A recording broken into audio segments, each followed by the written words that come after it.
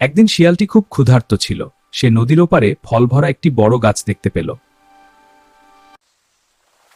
শিয়াল ভাই, তুমি কি নদী পার হতে চাও? শিয়াল একটু ভেবে কুমিরকে বলল, হ্যাঁ কুমির ভাই, যদি তুমি আমাকে নদী পার করে দাও তাহলে ভালো হয়।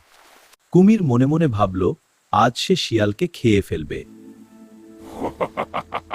শিয়াল কুমিরের পিঠে উঠে বসল এবং কুমির নদীর মাঝখানে সাঁতার কাটতে লাগল।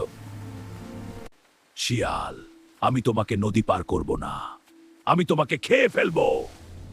শিয়াল খুব বুদ্ধিমান ছিল। সে বলল, ওহ, কিন্তু আমি তো আমার হৃদয় গাছে রেখে এসেছি। এ কথা শুনে কুমির শিয়ালকে নিয়ে আবার নদীর ধারে ফিরে গেল।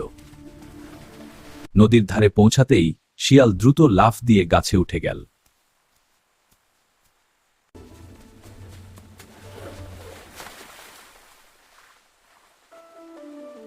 বোকা কুমির, কেউ কি নিজের হৃদয় বাইরে রেখে আসে?